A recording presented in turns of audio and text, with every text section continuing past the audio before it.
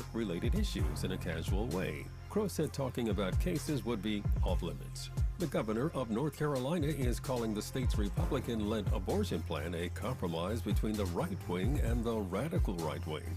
North Carolina Democrat Roy Cooper made the comment on NBC's Meet the Press after the state legislature overrode his veto of the 12-week abortion plan last week. The new law replaces the previous 20-week ban. And that's the latest. I'm Mike Moore from your 24/7 news source, the Black Information Network and BINnews.com. Going to be a scorcher in Sun Valley. Troubles work in Hollywood. In Sherman Oaks, Studio City, a couple of tops. West 101 at the 405, a wreck to the right shoulder. In the backup on the West 101 at Laurel Canyon, there's a crash in center traffic lanes. Coming off the 134, 170, the busy drive. Into the Cahuenga Pass, the 101 south at Cahuenga Boulevard, a wreck onto the right shoulder here. Sun Valley on that 5 south at Hollywood Way. Earlier wreck is clearing, but we're loaded up from Sunland Boulevard. The 210 west as you get towards Baldwin Avenue, Arcadia area. Listening to crash here. That has so far slowed the drive from at least the 605. Now during Staples Small Business Deal Days, when rewards members spend $100 or more, they get $20 back in rewards, plus another $10 back with a Staples Connect app. Rewards offer ends May 27th. Limit 1, redeemable in-store only. Save big for your business at Staples. Is this the tackle? This is the KBLA Sports Minute with Ray Richardson. History is not on the Lakers' side tonight in Game 4 of the Western Conference Finals against Denver.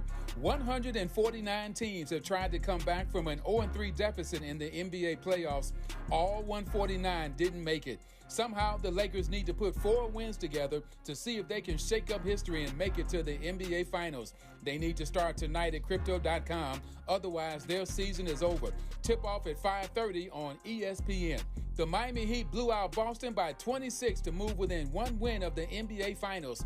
Gabe Vincent, one of 4 undrafted Miami players, led the Heat with 29 points. The Dodgers lose again in St. Louis. They gave up 37 runs in their 4-game series with the Cardinals.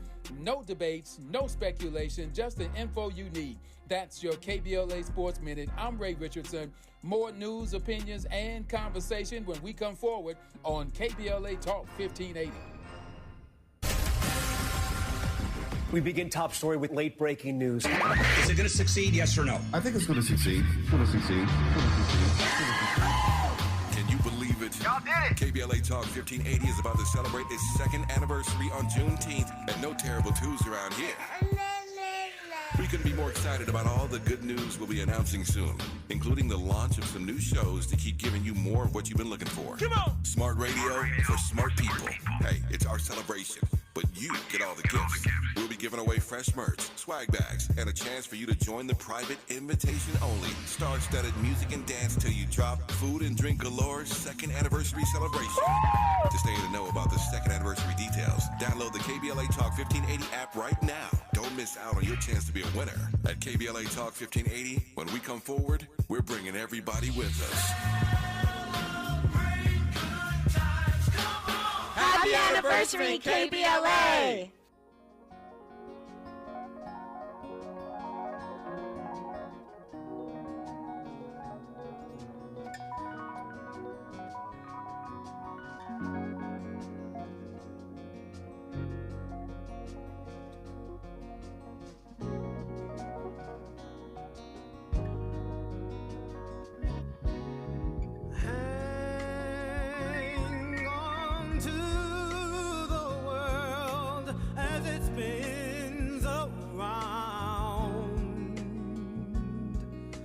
Just don't let the spin get you down. Things are moving fast.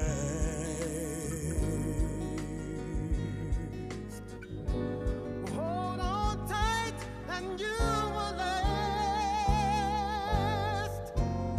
Keep yourself respect your manly pride. Get yourself in gear. Keep your stride. Never mind your fears.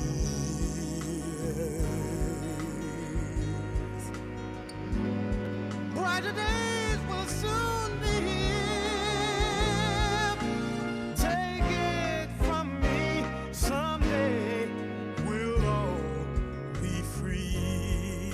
the incomparable Donnie Hathaway on KBLA Talk 1580. Our phone number 1-800-920-1580, 1-800-920-1580.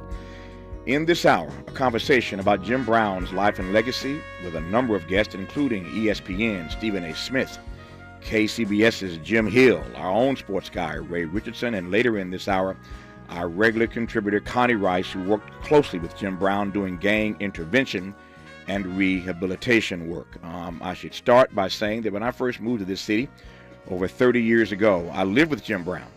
Jim had a really nice pool at his house up on Sunset Plaza Drive, and underneath the pool was a beautiful, sizable guest house. And I lived in that guest house for about a year, I guess, as I was getting on my feet and trying to find my own way in the world here in Los Angeles. And I am forever indebted to Jim Brown for giving me a place to stay, a place to lay my head while I was trying to get my career off the ground here in the City of Angels. A lot of time spent with Jim, a lot of memories, a lot of lessons. We'll talk about that a bit more with Connie on the back half of this hour, because both of us had personal relationships with Jim Brown. So we'll talk about that later in this hour. But I am pleased now to have an all-star cast to commence this hour. Let me welcome in my guy, Ray Richardson, who does sports here. You heard his voice moments ago. He's here every day doing sports for KBLA Talk 1580. Ray, good to have you in, my friend. Hey, good to be with you, and a sort of a solemn occasion, but much deserved to salute the man that we call Jim Brown. Also, please be joined by the Dean of Sports in Southern California, Jim Hill of KCBS. Jim, how are you, brother? Doing good, man. How about you? If I complained, I'd be an ingrate, man. Glad to have you on. And the one and only Stephen A. Smith. How are you, sir? What's going on, man? How you doing, Tavis? What's up, fellas? How y'all doing? What's up, Stephen A.? Glad to have you on, Stephen A. Let me start with you, Stephen, since you got the mic right now. When I say Jim Brown, you think what? I ain't got to cut it much more than that. I say Jim Brown, and you think legend. Yeah. Real. Somebody that was just a man's man. Brave. Always willing to stand up for what he believed was right. And obviously one of the greatest football players to have ever lived, but one of the greatest men we've ever known in terms of his level of bravery and courage, not just for us as black people, but for humanity as a whole. Yep. When I say Jim Brown, Jim Hill, you think what? Mentor, hero, role model, my friend. Yeah. Ray Richardson, same question. I checked 3 boxes for him. Greatest running back ever. Outstanding actor, broke some ground in Hollywood that most people don't get a chance to do as a black man here, and we all know about that. And then put him on the Mount Rushmore of social activism for athletes. I don't think anybody has been out there as much as he has and put himself out there like he did. I mean, how many folks can say that they invited the Crips and the Bloods into their home to try to make peace? A lot of folks try to solve the gang issue, but he got in the trenches with it. And to me, that's one of his lasting legacies, to see him want to try to do that and made some inroads with that. Yeah, Connie and I are going to talk about that in detail on the back half of this hour. Stephen A., when you use the words bravery and courage to define Jim Brown, those aren't words that we often use. There's certainly many examples. I'm thinking now of that picture that we all know of Bill Russell and Ali and Jim Brown and Kareem Abdul-Jabbar and all those persons in that picture as well. Classic photo. But when you say bravery and courage and you invoke those words talking about Jim Brown, unpack that for me, Stephen A. Well, we have to understand that, when in the world that we live in, a lot of people talk about struggles. A lot of people talk about a lot of different things. What they don't talk about enough is sacrifice. Mm-hmm. They don't talk about sacrifice. They don't talk about being front and center, being in the line of fire, figuratively speaking, if not literally, and having everything at that particular moment in time, yet willing to lose it all for what you believe was right. And when we look at that famous photo with them standing over Muhammad Ali as he sat down and, to address the public as it pertained to his unwillingness to enter the draft, to go into the Vietnam War, Jim Brown was one of the people that were there. He was a soldier for us. He was a soldier for humanity. He was somebody that was willing to stand tall and was willing to jeopardize everything. He wasn't just a star athlete. He was an actor, not just an activist. He was acting. He was doing a lot of different things. And he could have easily been derailed, but he didn't care because he knew what was right. And that level of courage, I interviewed him on several occasions. And I remember one time when he looked me in my face and he said that, in times of adversity or whatever, there's some people that can't stand in the room. They act like they want to, but there's some people that just can't do it because they're not made of that cloth and they're not built for it. And one of the greatest compliments I've ever received in my entire career is that he said to me that I'm not one of those people. I would definitely be somebody that could stand in that room with guys like that because of he felt that I had courage. And I just can't tell you how much that touched me, how much that moved me, and how much that has inspired me throughout my career. Yeah, let me ask you one or two other questions right quick, Stephen A. I'm going to keep Jim Hill, the Dean of Sports here in Southern California, keep Ray Richardson for a few more minutes on the other side. But let me ask you one or two things. I know you got to get back on the air at ESPN. Let me ask you, and we'll talk to Jim about this later, but what do you make of the fact, I was mentioning this last hour, as we all know, Jim walks away from the game at the age of 29, had barely 20, just turned 29, was barely 29, walks away from the game at the top of his game. Ray calls him the best running back ever. I don't argue that at all. But he walks away at 29 in the year that he won the NFL MVP award. I was saying last hour in teeing up this hour, I can't imagine anybody in real time, Stephen A., walking away at the top of their game in the year where they win the Most Valuable Player award in any sport. But maybe I'm wrong. You're the expert. Talk to me, sir. No, you're absolutely right about it. His last year in the National Football League in 1965, he ran for 1,555 yards, averaged 5.3 yards a carry. Even in the year 2023, as Jim would tell you, that's phenomenal. There's no doubt about that. And so it's a credit to his greatness. But he saw the forest from the trees. Yeah. And there were bigger challenges to take on, not just for his own personal career, but for society as a whole. Heart of the civil rights era. There were trials and tribulations, the likes of which people my age and younger, can only read about and hear about, but certainly haven't experienced because I was born in 1967. When you know these kind of things because you've been edified by reading, by seeing footage, by seeing film, by knowing a little bit about your history, and then you encounter somebody who not just lived it, but personified the struggle and what it was going to take to overcome those things, you just can't say enough about him because he said, hey, football isn't everything.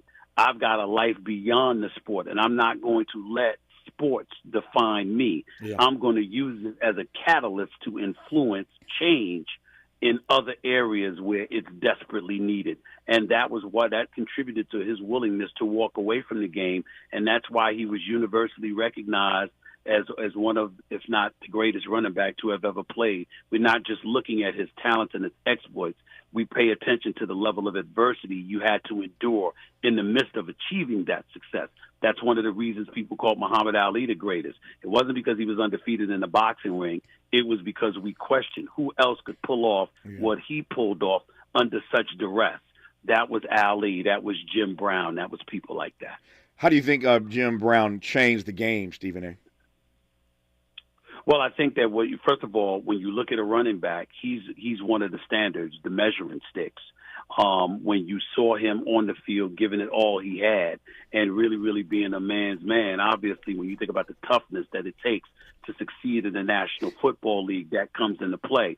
But also from a diverse standpoint in terms of the players, in terms of leadership that needs to be at the highest levels in professional sports, this constant fight and struggle that we pursue to diversify the ownership ranks or what have you, people like Jim Brown spoke to that all the time, and that's why our level of appreciation knew no limits. I remember years ago, the last point that I'll make, LeBron James is in Cleveland. It was when Kyrie Irving and Kevin Love had been injured in his first loss to the Golden State Warriors back around 2014 or 2015, and they're up 2-1 in that NBA Finals series, and Jim Hill will remember this. And LeBron James comes onto the court. They're up 2-1, and he's just pulling off magic. And before the game starts, he sees Jim Brown sitting courtside, and he turned to Jim Brown and gave him a bow to pay homage to the greatness of Jim Brown.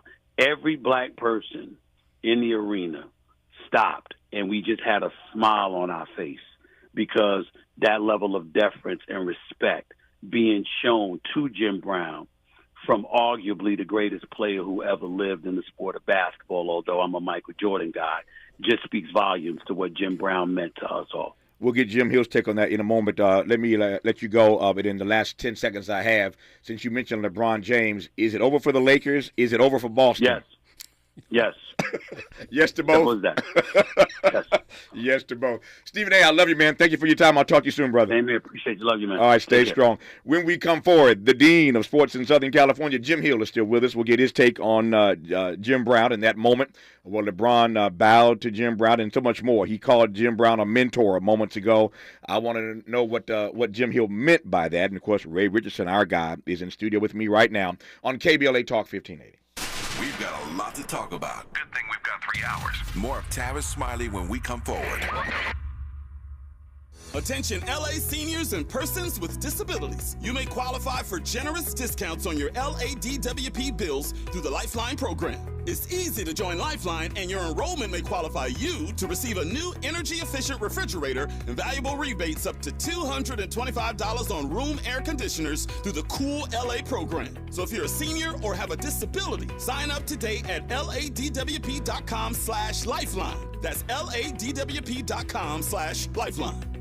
Did you know that all City of LA renters have rights? Check out these 3 facts. Residential tenants can't be evicted without reason or just cause. Eviction protection still exists for unpaid COVID-19 rental debt due before March 31st, 2023. And you have 5 days to respond to an eviction notice. 5 days. Many Angelinos may be at risk of losing their home, and that's why we want you to know your rights. Learn more at housing.lacity.org. Be informed, be protected, be at home. We've got a lot to talk about. I'm Reverend Gerald, the life coach. Is someone you love struggling with addiction and mental illness? Is improving your family's health important? Want to leave a legacy that your family can grow? Are you ready to enhance your perception of life experiences? Then wake up weekends at 7 a.m. with Urban Family Focus and get the wisdom, opportunity, resources, and motivation to live your best life. Join the conversation on Urban Family Focus Saturday and Sunday at 7 a.m. Unapologetically progressive. KBLA Talk 1580. We've got your black.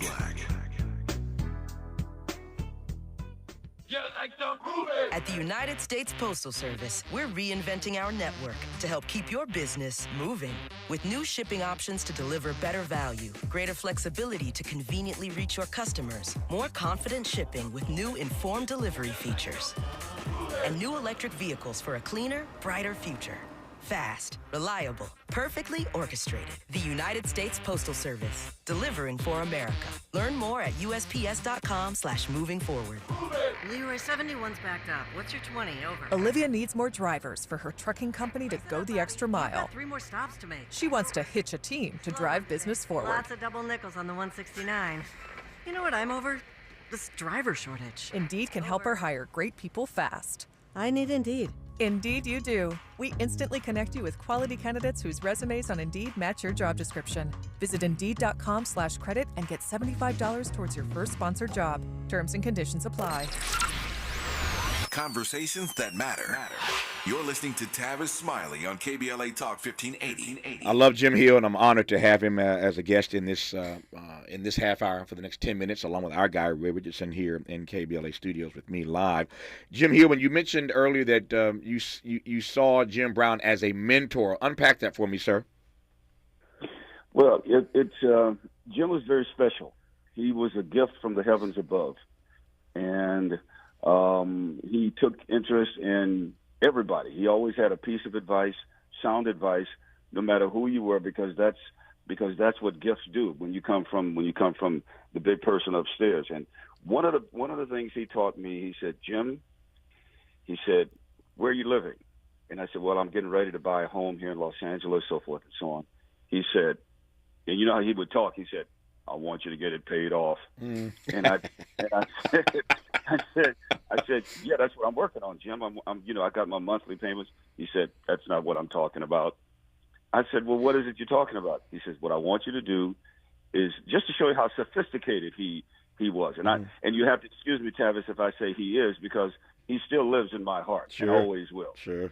And he said, when you pay it off, You paid your regular note, and then you paid the same note on the other end of your payment. He said that way you'll get it paid off faster. He said you'll have to work hard to do that because nothing comes easy. He said, but when you do it, you'll feel so good. And it's because of Jim Brown, and I'm not, trying to brag or anything, but I'm just talking about the advice that and I've heard him give the same advice to other people. And because of him, my place is paid for now. I'm the first person in my family to own their own home. And the reason is because of the advice that I gave, the advice that Jim Brown gave to me and I gave to other people. Yeah. That's just one example. He would let me come to his home and just sit and just watch. I was there a couple of times when he was having conversations with gang members. Mm-hmm. And I'm talking about some really tough characters here in Los Angeles. And they would walk in, they would wipe their feet off on the mat in front of the front door, and they would go in and smile and be courteous. And it would just goes to show you that sometimes, people are not who they are portrayed to be. Yeah. It's who they really are. And Jim was the kind of guy, he had the influence that he could walk with kings and queens, but he could also hang out with the common man. Yeah. One of the things I was struck by, I mean, I'm a kid growing up in the Midwest. Jim played for Cleveland, as we all know.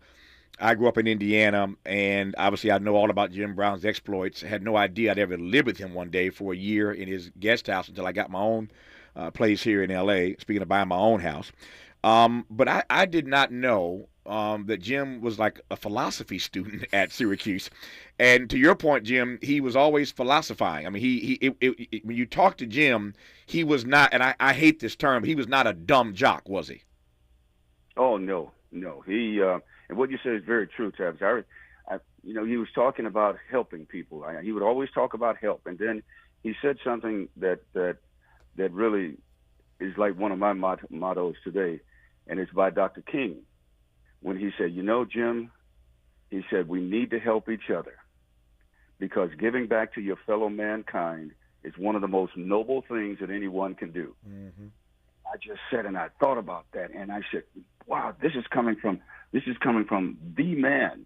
We all looked up to Jim Brown. I don't care what sport you played. When you saw Jim, you were in awe because he's a great player, but he was a gift from the heavens above. Yeah. And I just thank him for everything that he did for me and continues and will do for me. Yeah. And I remember there's a saying in the locker room of the Green Bay Packers when I was there that reminds me of something that Jim really tried to impart upon all of us when he said, I believe in God and human decency, but I firmly believe that any man's finest hour to total fulfillment to all that he holds dear is that moment he lies on the field of battle exhausted yet victorious. In other words, let it all hang out, give it everything you have, and keep the faith. Yeah. Of the three of us in this conversation in this hour, four of us, including myself, Ray Richardson, Jim Hill, and Stephen A., who we had with us earlier, you're the only one of us, Jim Hill, who played in the NFL. So what did you make of Jim? We talked about your friendship and his mentorship of you. What did you make of him as a football player? There are always these debates about the GOAT, but what did you make of Jim Brown as a football player? Well, being a defensive back, glad I didn't have to play for him. I didn't have to play against him. Yeah. I sat in awe, and I watched him run over, through, and around 2, 3, or 4 people. And I'm not just talking about little defensive backs. Yeah. I'm talking about big defensive linemen. He had this uncanny ability of being able to really turn up. But another one of the gifts that he had that people don't talk about that much is not only his physical size. One of the things that helped him the most is the fact that Jim was bow-legged. Mm-hmm. And that helped him with his balance and everything else. And it was so cool. He would run like crazy when he had the ball, but when he got up and go back to the huddle, he would always get up very slow. Yep. He would always walk back to the huddle really slow. And I asked him a couple of times. He said, I didn't want anybody to know when I was hurt or I was feeling. I wanted to know I was the same all the time. Yep. No, if you read, guys, I'm sorry, Jim. Go ahead. No, please. I'm sorry, Jim. Go ahead. Please finish. I'm sorry. Finish your point. And I talked to some gentlemen who played against him, and they said, we got it coming. No matter what happens this week, we are. they knew there was no way to stop it. And they were and your reputation does wonders for you on the field. Yeah. Because when the Browns would come on the field and there comes number 32, everybody looked at him and they were in awe. So right at that particular point, he already had them beat. Yeah. I was going to say a moment ago, Ray, to Jim's point, that Jim writes about this in his book, Out of Bounds. I was living with Jim, and he's working on the book, Out of Bounds. He, to Jim's point, always got up slow. So you would never know whether he was hurt or not. And most of the time he was. He didn't want you to know that. But the book was called Out of Bounds for a reason. He never ran out of bounds. Always straight up the field. You see a lot of players nowadays, when they get all the yards they can get, and I ain't mad at them, they tip out of bounds right quick to avoid getting hit. Jim Brown never ran out of bounds, always straight ahead to get whatever extra yardage I could get, but never out of bounds. What do you make of that? And Jim made it a big thing to tell about other guys who ran out of bounds. He was always critical of Franco Harris. Mm-hmm. You know, Franco Harris was a great running back for Pittsburgh. That's right. But every time Jim watched him, he used to make that point about, Franco would get you 10 or 15 yards sometimes, then run out of bounds. And he said it like he's talking down to him. Mm-hmm. He didn't like to see that. He wanted to see guys put out the same way he did. And you know what? There is no comparison to trying to tackle a guy like that who's got a full head of steam going and can kind of maneuver a little bit too. Jim had some moves. I saw him do some clips where he did a spin move on some people, stepping over 2 or 3 guys in one time. We did not see that after he got done playing. We didn't see that. The closest guy to me that comes out like that is Derrick Henry of Tennessee. He's the only guy that I think may have a little bit of Jim Brown in him, but nobody else is like him since then. And that's why I say he's the greatest running back we ever saw. And hands down, I'm going to stand by that. Yeah, Earl Campbell reminded me of him in his own time. Yeah. He reminded me of Jim Brown. I got just 2 minutes left here. Jim Hill, do you recall the story that Stephen A. told earlier when LeBron made that bow to Jim Brown at the game? Oh, yeah. Oh, yeah. That's we all bow to greatness. And if we can keep that in mind and respect each other, because we don't do enough of that. Yeah. And Tavis, I want to thank you for this program today, because of you, people are hearing the accolades and how a lot of us feel about not only a great football player, but just a great man. Yeah. He was, like I said, he's a gift from above. He has helped so many people. And Tavis, you are one of a few people that knows him or knew him on a very, very, very intimate basis, because you lived with him. Yeah. And you saw and heard on a daily basis his teachings about life and about self-respect and about giving back to your fellow mankind. Yeah. And I want to say this. Me sitting there in his home, listening to him talk to the gang members and having the gang members say to him, yes, sir, and no, sir, that puts goosebumps on me today. Yeah. Here's my exit question, Jim. I hate to do this to you with 30 seconds to go, but this game tonight is. I'm going. Yeah, I know you're going. I'll be there. I got my seat. Yeah, I know you do. Is it over or? No, come on, tell me, LeBron is not going to get swept, Jim Hill. He will not get swept. Game hadn't started yet. Yeah. Let me tell you something. Okay. LeBron's going to do everything that he can to take it one at a time. Yeah. One possession at a time, one quarter at a time. But when you're playing against this group that's bigger, and when they get on their 3-point shooting, it doesn't rattle in, it doesn't bank in. I want you folks to watch the game tonight. If Denver is on their game, when they're shooting 3-pointers, nothing moves but the bottom of the net. And that tells you they're in trouble. Mm-hmm. The Lakers are in trouble. Yeah. Jim Hill of KCBS has spoken, and we will leave it there. Jim, I love you, and there ain't nothing you can do about it, man. I just love you. Love you too, man. Thank you. And thank you for what you do for all of us. You really inform us and keep us on our toes. And you need me for anything, just let me know. And just remember, keep the faith, partner. Keep the faith. There you go. I love it. I heard that somewhere before. I thank you. Ray, I love you too, man. Good to have you in. Hey, same here. Appreciate it. After news, traffic, and sports, more of our tribute to Jim Brown with Connie Rice, who worked with Jim Brown every day for years on gang intervention, on gang rehabilitation. I'll share some of my personal stories of living with Jim Brown when we come forward on KBLA Talk 1580. Talk 1580 is an intervention. When we come forward, includes you. KBLA Talk 1580, turning pain into power.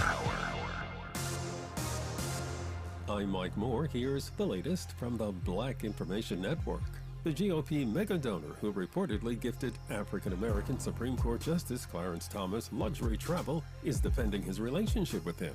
Speaking to The Atlantic, Harlan Crow said he never spoke to Thomas about Supreme Court cases, but added in a follow-up email that the two have talked about work-related issues in a casual way. Crow said talking about cases would be off limits. The governor of North Carolina is calling the state's Republican-led abortion plan a compromise between the right wing and the radical right wing. North Carolina Democrat Roy Cooper made the comment on NBC's Meet the Press after the state legislature overrode his veto of the 12-week abortion plan last week.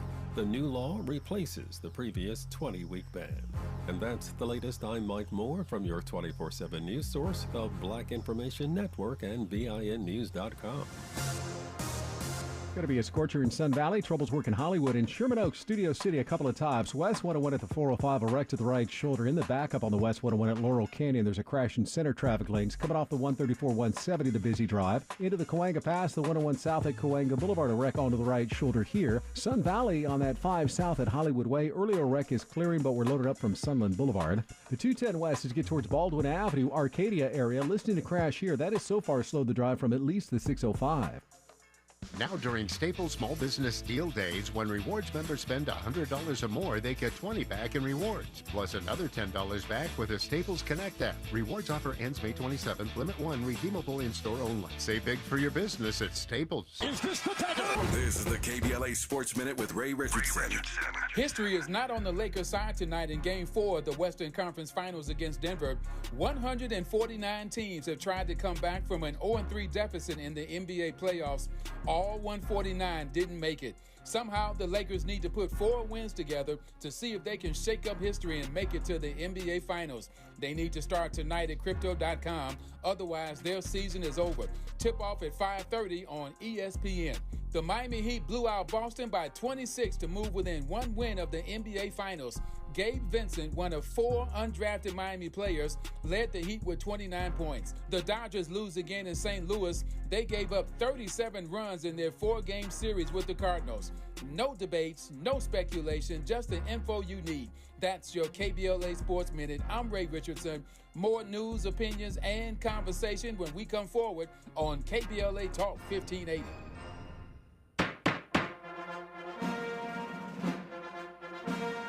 Ladies and gentlemen, the President of the United States of America. The story of Emmett Till and his mother is a story of a family's promise and loss and a nation's reckoning with hate, violence, and abuse of power. It's a story that was seared into our memory and our conscience, the nation's conscience, when Mrs. Till insisted that an open casket for her murdered and maimed 14-year-old son. She said, "Let the people see what I've seen." The reason the world saw what she saw was because of another hero in this story, the black press. Jet Magazine, the Chicago Defender, and other black radio and newspapers were unflinching and brave in making sure America saw what she saw. Ida B. Wells once said, and I quote, "The way to right wrongs is to turn the light of truth upon the wrongs." Turning the light of truth upon the wrongs. We're unapologetically progressive. KBLA Talk 1580, and we don't black down. The Black Hollywood Education and Resource Center's 30th annual Sisters Are Doing It For Themselves short film showcase, May 19th through the 21st at the Directors Guild of America. Opening night celebration hosted by actress Wendy Raquel Robinson with special guest, director, actress, and choreographer Debbie Allen. Come out and celebrate emerging Black women filmmakers. See dynamic films, hear great panels, careers in Hollywood, directors on directing, and more. Don't miss Sisters Are Doing It For Themselves short film showcase, May 19th through the 21st. For more information, go to bherc.org or call 323-957-4656. 323-957-4656. Heard any other talk radio lately that sounds anything like this? We didn't think so. You're listening to Unapologetically Progressive, KBLA Talk 1580. I'm Tavis Smiley. We continue our conversation now about the grand legacy and the amazing life of one Jim Brown. Passed away last week at the age of 87. In case you've just tuned in, we had a great half-hour conversation with three great sports guys. Our own Ray Richardson, host of our weekend program here, and, of course, doing sports every day at the top and bottom of every hour. We thank Ray for coming in today. We talked to Jim Hill of KCBS Channel 2, the Dean of Sports in Southern California. Good to have Jim on. And, of course, we had Stephen A. Smith of ESPN. So what a great conversation with those guys about Jim's his life in sports. I wanted to have Connie on because, one, she's brilliant and she's erudite, and she's our regular contributor. But most importantly for this conversation, Connie worked very closely with Jim Brown on his American program with gang members, with gang intervention, with gang rehabilitation. You heard Jim Hill talk about being at Jim's house a number of times, Jim Hill being at Jim Brown's house a number of times, and sitting in some of those meetings and just watching the dynamics of what happened when these gang members made their way up to the top of Sunset Plaza Drive to Jim's house, where I lived in the guest house under the pool for a year or so. When I first got here in L.A. 30-some years ago until I got on my own feet. And so I, again, am forever indebted to Jim for taking care of me early on. But Connie worked very closely with him. We posted a number of pictures on our social media of Connie and Jim working together with Harry Belafonte and others. And so, Connie, we just did this a few weeks ago when our dear friend and brother Harry Belafonte passed. And here you are back again. Now that our friend Jim Brown has passed, how are you processing this one? Well, it looks like all the greats are going to go in a row. Yeah. I've had such a privileged journey, knowing I call them the 0.0001 percenters. Once in a once exactly. in a century, folks. Yeah. And Harry was one, and so was Jim for very different reasons. But Jim probably wouldn't claim me as a close associate. I remember when Bo Taylor, one of his top gang interventionists, just a giant in the gang intervention movement, along with Melvin Hayward and Big Ship and Sleep, and Jim had this incredible crew of former LA gang members whom he kind of picked them up and said, you need to find another way. And he created a curriculum, a kind of philosophical guidance, and a movement. I would call it a movement to reclaim Black manhood in a positive direction. And he basically told, it's a curriculum to make you, go right. Go correct yourself, atone for what you've done, become the kind of men who take responsibility for themselves and everybody around them. Protect people, don't prey on them. Go from predator to peacemaker is how Bo Taylor, he said, Connie, what Jim tells us to do is to go from predator to peacemaker. Mm-hmm. And at the time, Tavis, we faced such huge tsunamic level of gang violence in L.A. during the crack wars. And there was Jim in the prisons, at the Pitchers Detention Center, and so Bo brought me, and he went to Jim and he said, "Look, I found this crazy civil rights lawyer. I think you need to meet her." And Jim didn't meet with people. Jim was solitary. He had his own sphere, and you entered his sphere. That's right. He was not part of anybody else's sphere. And so, you got to go to the mountain. Yep. So it took a couple of tries, but Bo finally got him, and it was like he was like X-ray vision. He was assessing, okay, what does this woman want? And how do I place her in my world, or do I place her in my world? So, I think he saw that I wasn't there to make money. I wasn't there. I was just I was asking the question, was there a way I could help? Mm-hmm. And so he gave the guys permission to take me up to the prison and so forth. But Tavis, I just want to say, the American program changed that prison, the Pitchers Detention Center, which is kind of the way station for folks going up to state prison to do long sentences. And I witnessed miracles through that program, and I give Jim Brown 1,000% credit for putting that gift in our hands. Yeah. When we come forward, I got time. Let me do this right now. When you say putting that gift in our hands, let me just do this. It's a bit uncomfortable again because I knew Jim relatively well, having lived there for that time frame, and of course, even after I moved out, I went there all the time to hang out and visit with him and all that stuff. We spent a lot of time together over the years. But there have been a lot of flattering things written about Jim, and full disclosure here, let's be transparent about it. Some not so flattering things written about Jim Brown. I've said many times, as has our friend Brian Stevenson, that none of us is our worst deed. We are not our worst deeds. I say all the time that some of us is not the sum of us. And I don't want to put our heads in the sands and act like we're not reading all the stuff being written about him. And so my broad question is, as I will say first, that Jim was a public figure, not a perfect figure, not unlike any other person I know. A public figure, not a perfect figure. The broad question I want to ask is, though, Connie, how we have conversations about heroes who also have imperfections. Does that make sense? Oh yeah. How do we have those kinds of conversations about our heroes, even though every one of them has imperfections? We talk about them as human beings. Yeah. And we talk about the good, the bad, the indifferent.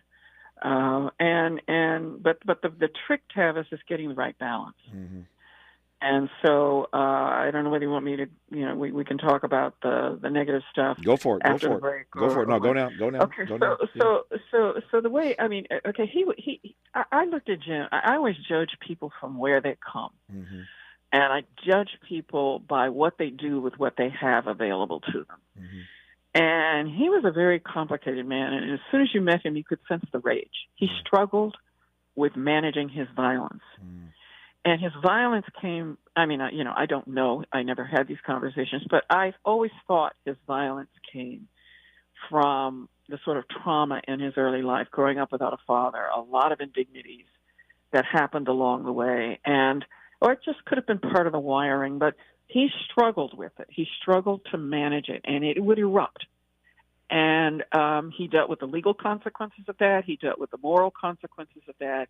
But he did it on his terms. Mm-hmm. He did it on terms the courts didn't like. He did it on terms that feminists like me probably don't like. But when I looked at him as a whole, I understood that he also challenged that rage and that anger. It also fueled a lot of his athletic genius, which is what I considered him to be. I mean, a GOAT, I guess, one of the greatest of all time. Sure. In his own pattern, like Simone Biles and, LeBron and a whole bunch of other folks. I mean, not a whole bunch of other. This is the 0.001% we're talking about. Mm-hmm. But I always looked at it in terms of the calculus, the sort of tally of it came with him. It was part of him. And in interacting with him, I was very much aware of it, and I factored it in. And it didn't mean I couldn't work with him. It didn't mean I didn't admire him. It also didn't mean that I excused what he did. Mm-hmm. And on balance, I think that's a way to deal with people's foibles and their flaws with integrity and upholding the standards, but also understanding that all of us has a human calculus. It would take a phone book to catalog all my flaws. So mm-hmm. I interact with people on their terms from where they come from, and I don't have to approve of everything, and I also don't have to condemn everything. Yeah. I wonder, too, the extent to which we do not do justice to having conversations about people without putting them in the proper context of when they came into the world. And to use your phrase, the journey that they had to navigate. I mentioned earlier in this hour that famous photo of Bill Russell and Muhammad Ali and Jim Brown and Kareem Abdul-Jabbar and Kurt Flood and Willie Davis and so many others who were in that photo. All of these men were pressing for civil rights, for human rights, because they knew the indignities that they had to endure, even as famous athletes.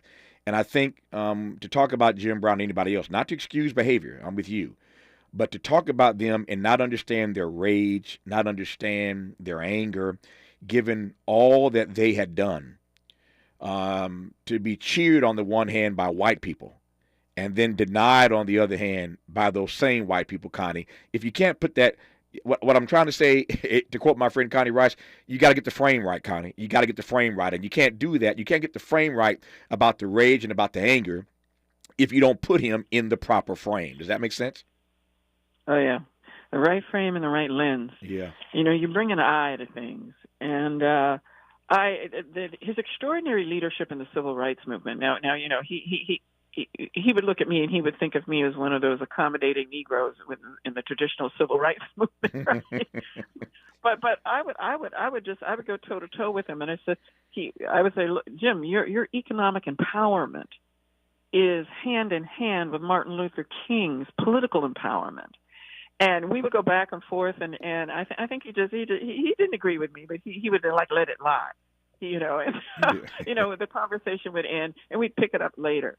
But he was absolutely right. You have to have economic empowerment, and he was also right that this country is never going to fully integrate with African Americans. Mm-hmm. We're going to be able to improve it more, but I think there's certain groups that will never integrate. African Americans are one. I think gays and lesbians, the LGBTQ. I think Jews and I think Asian Americans are never going to be fully integrated because we're too different from the dominant group. And we would have those conversations. So he had a vision of civil rights that was self-sufficient, totally self-determinant, on his terms. He didn't want to meld with other sectors and spheres. And I could accept that. I respected that. I thought it was absolutely valid. I added stuff to it that he didn't like, and we disagreed. We agreed to disagree, and we went right back into that prison together, you know? There you go. No, but Connie raises the right question, though. The question that Jim and I, again, had many conversations about whether or not it was possible to create a multiracial democracy in this place called America. Is that even possible? More with Connie Rice as we offer our thoughts and remembrances of Jim Brown on KBLA Talk 1580. Be sure to like and follow Tavis Smiley at The Real Tavis Smiley and get Twitter updates at Tavis Smiley. The conversation continues when we come forward.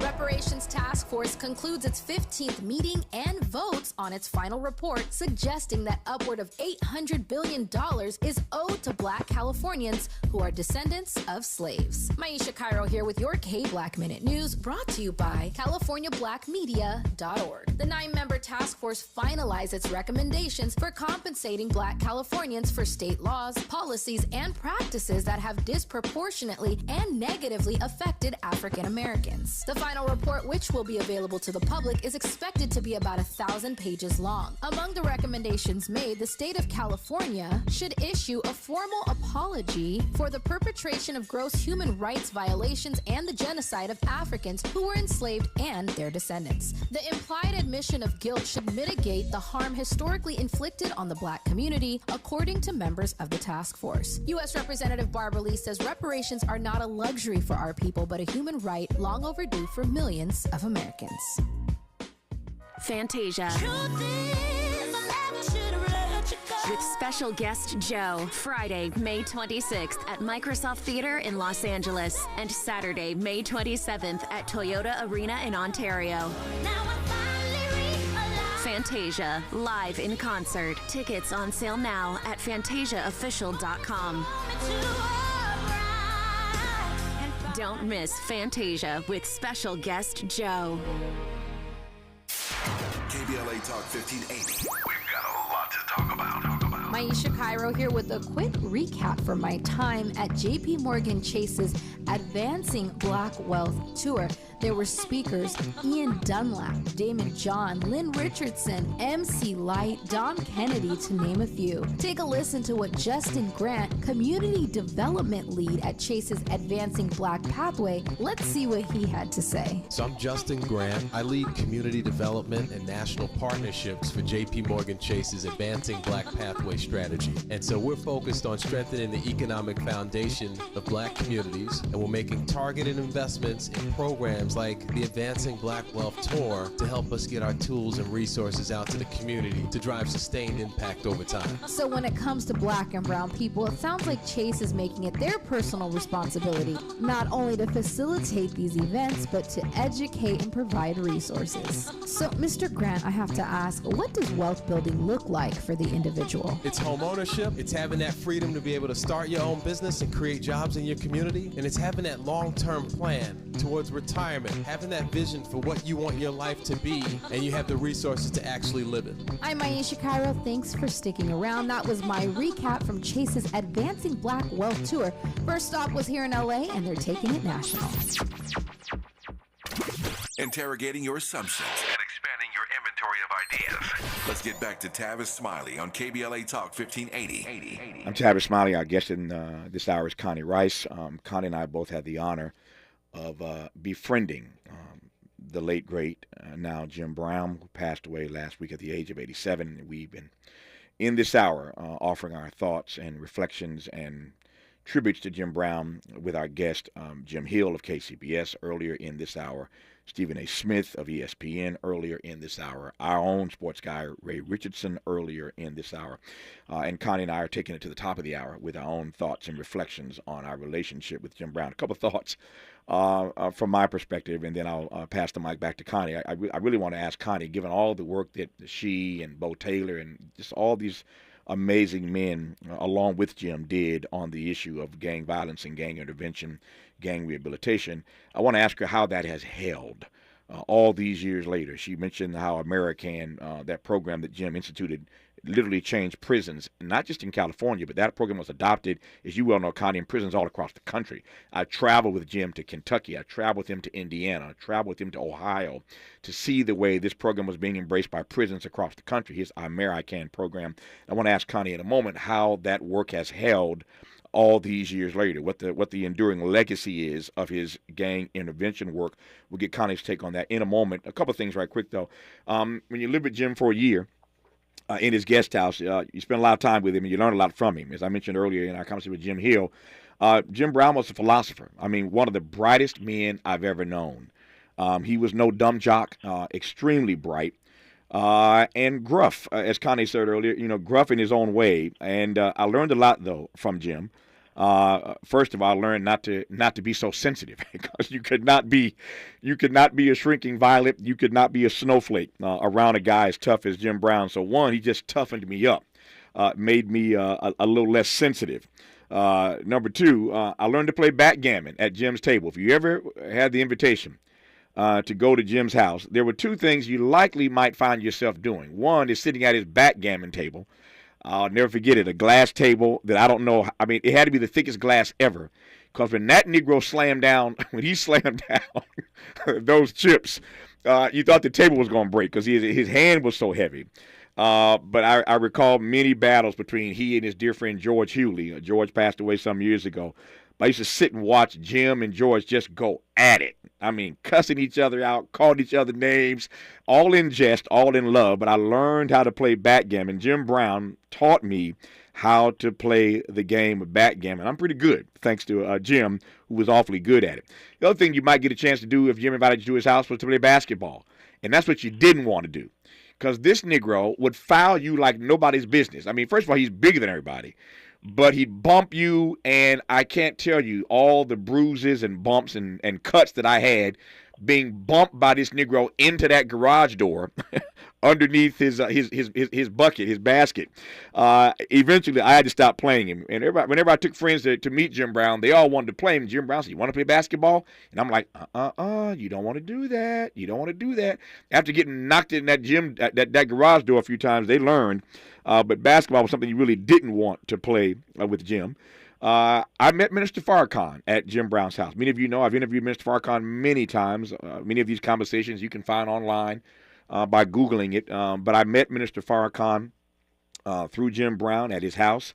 I spent a lot of time with Minister Farrakhan there and got to know him. And that's when you see interviews of me and Farrakhan together, the brother minister, know that I met him and got to be friends with him, courtesy of all the visits that he would make up to Jim Brown's house like everybody else. Half the celebrities I know in this town, I met most of them, or a good number of them, up at Jim Brown's house. And Jim was a party guy, man. Always had parties, so everybody was at the house all the time. So I met a lot of people, even as I was just trying to find my way in L.A. Finally, I write about this in my book, Fail Up. And the title of this chapter is Don't Do Me No Favors. One day I asked Jim Connie for some concert tickets. Could he get me some tickets? And Jim looked at me and was like, what have you done for me? You stand in my house. You ain't paying no rent. And now you want me to get you some free concert tickets? And he just read me the riot act about don't be coming to me asking me for no favors, man. And, of course, Jim, being the big bear that he was, eventually got me the tickets. He came to me one day, weeks later, he gave me the tickets. But he said, let me tell you something. In this town, do not start the practice of asking folk for favors because you're going to learn something. Every favor you ask, they're going to come back and try to collect later on. Here's what you're going to learn. That the favors you ask for are going to be small in comparison to the stuff they ask you to do for them later on. So try to make it your business in this town to not ask people for favors. I learned that lesson. I learned it well. I will offer to pay for anything I ask you to do. But I try to avoid like a plague asking people for favors in this town because they will ask you for a favor 10 times greater than what they did for you. But I learned that lesson courtesy of Jim Brown, along with many others. So I'll remember Jim fondly for as long as I live. May he rest in peace. Connie, I close in these last 3 minutes with you. Back to his work that you engaged with him on vis-a-vis the gangs. What say you about the way that the work of American and the other work he did with Bo and others has held? What's the legacy of that work all these years later? Well, Tavis, he didn't ask for approval either. Yeah, so, he did not. You know, he was fearless. He was fearless and he was fierce. And that American program, let me tell you, because it was one of the pioneers of intervention and teaching that curriculum in the prisons and getting men of all races to think differently about how they interact in the world. Because of that program, today we now have, LA has a gang intervention academy that professionalized, it's a profession. They've met in the White House, this White House, Melvin Hayward and Fernando Rion, and it's black and it's brown together.